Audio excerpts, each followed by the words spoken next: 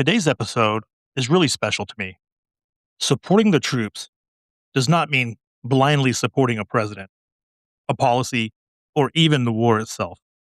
It means supporting the men and women who raised their right hand and accepted a burden most of us will never carry.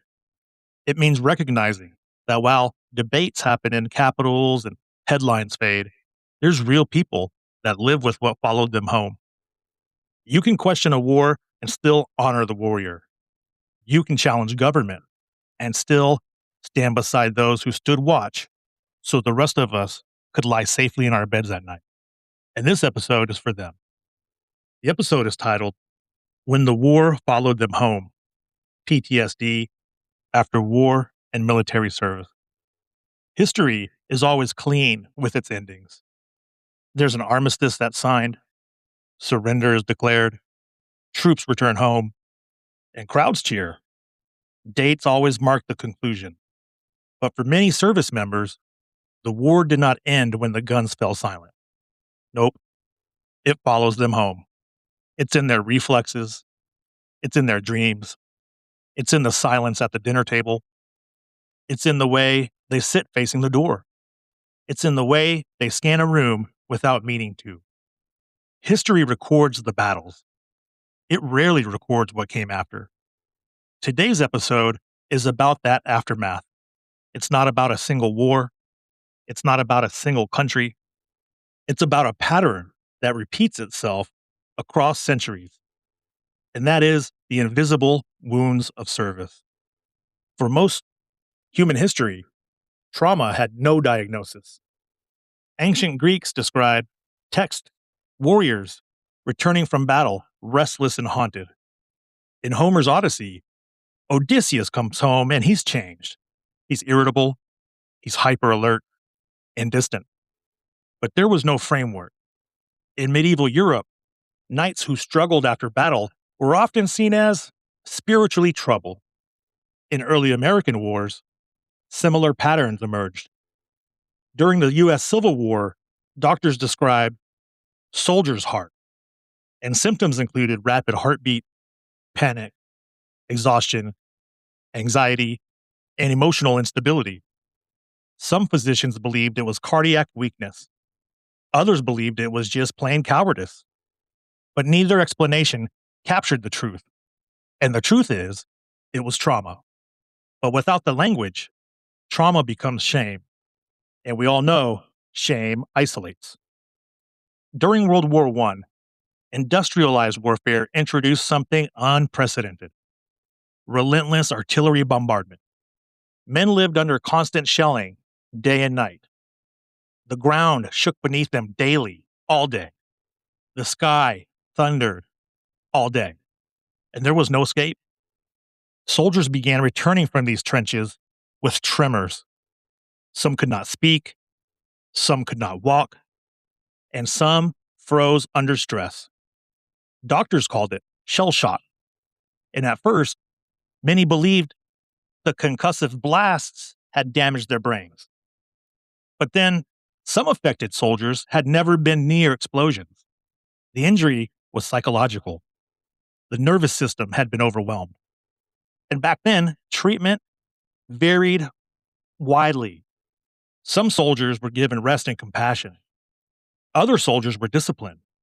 Some were accused of cowardice, and some were punished. The war ended in 1918, but these symptoms did not. Many veterans struggled quietly for decades. History remembers the armistice that was signed to end the war, but it did not remember the tremors and the night terrors. In the interwar years, there was no formal system to track long-term psychological trauma. Men were just expected to come back home and resume normal life, go back to work, to raise a family, and to not talk about it. And silence became the norm. Entire generations absorbed their trauma internally. And families, they felt those effects.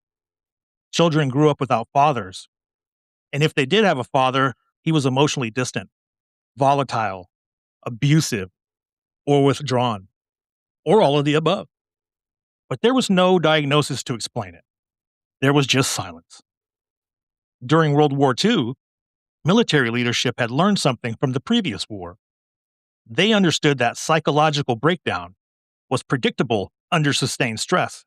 So they're learning, and that the term from shell shock shifted to battle fatigue. They put together forward psychiatry units. Soldiers that showed symptoms were treated near the front lines with rest, food, and reassurance. And often they returned to duty pretty quickly. The approach reduced long term collapse in some cases, but the stigma still persisted. After the war, millions returned home. And they built businesses, some went to college, some started families, but all of them carried nightmares, hypervigilance, emotional numbness, and survivor's guilt.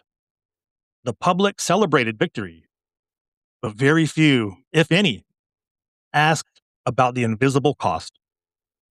So we get to Korea and Vietnam, and the Korean War followed similar patterns. But Vietnam changed the conversation. Returning veterans often faced social division rather than parades. Many reported intrusive memories, unexplained anger, deep depression, and difficulty reintegrating into society life. In 1980, PTSD, post traumatic stress disorder, was formally recognized in the Diagnostic and Statistical Manual, also known as the DSM. That moment was historic. It transformed trauma from moral failure into a medical injury. And languages shape treatment, and the treatment shapes survival. In modern conflicts, Iraq, Afghanistan, peacekeeping operations, awareness of PTSD is far greater than it ever was before. But still, challenges remain. Trauma does not only come from combat, it can stem from military sexual trauma, training incidents, witnessing death, moral injury, prolonged hyper-alert environments, all types of different things. PTSD affects service members' roles and ranks. No one is safe from it. It also affects families too. Spouses tend to adapt to the unpredictability. Children can often sense tension they cannot name or explain. Reintegration is complex. The uniform provides identity, structure, and clarity. Civilian life can feel disorienting, challenging, scary. Purpose shifts, the adrenaline fades, and silence can return.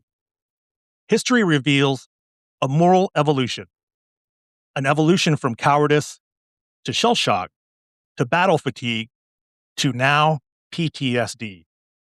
We moved from punishment to recognition, from stigma to treatment. But progress is incomplete. Suicide rates among veterans remain elevated in many countries. Access to care can vary. Stigmas always linger. History teaches something simple. Invisible wounds require visible acknowledgement. Let me say that again. Invisible wounds require visible acknowledgement. History celebrates battlefield courage, but there is another kind of courage. The courage to ask for help. The courage to admit, man, I'm struggling right now. The courage to confront memories instead of burying them. For many service members, the hardest battle begins after discharge. If you are listening and you served, understand this. Trauma is not weakness. Trauma is not weakness. It's simply a response. And healing is possible.